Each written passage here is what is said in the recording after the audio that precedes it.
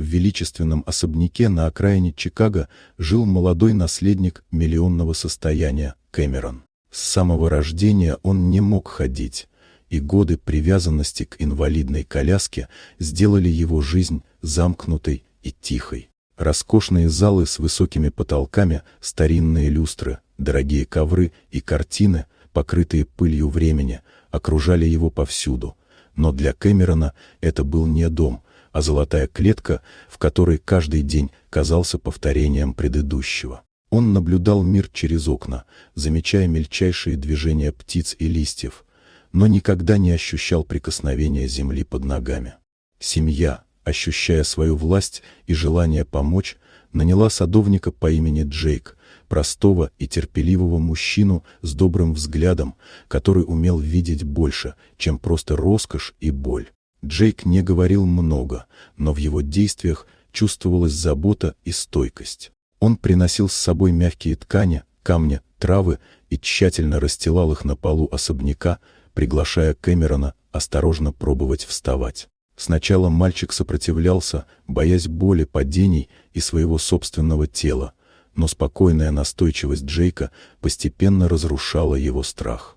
Каждый день становился маленькой победой. Первые шаги были неловкими и шаткими, но они приносили удивительное ощущение силы и контроля. Джейк никогда не торопил Кэмерона, лишь терпеливо держал его за руку, позволяя почувствовать опору и тепло. Иногда они медленно проходили по длинным коридорам особняка, а порой Джейк выводил его на маленькие участки сада, где свежая земля и трава под ногами казались чуждым, но манящим миром. С течением времени Кэмерон начал замечать детали, которые раньше ускользали от него. Игру света на листьях, скользящие по воде отражения, аромат цветущих кустов и влажной земли после дождя. Он ощущал силу ветра на коже и проблески солнца через высокие деревья, и это чувство постепенно переполняло его страхи.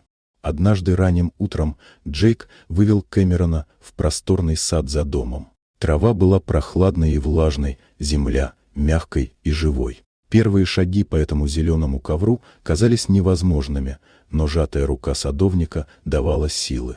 Каждый шаг был маленькой победой, каждый вдох — вкусом свободы. Кэмерон сделал второй шаг, затем третий, и его сердце наполнилось непривычной радостью.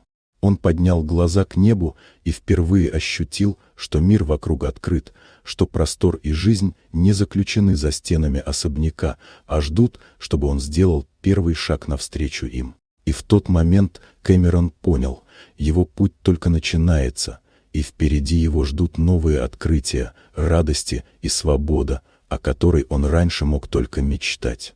Вот такая удивительная история. Дорогие друзья, если вам понравилось видео, поставьте лайк, а также подписывайтесь на канал, впереди еще много интересного.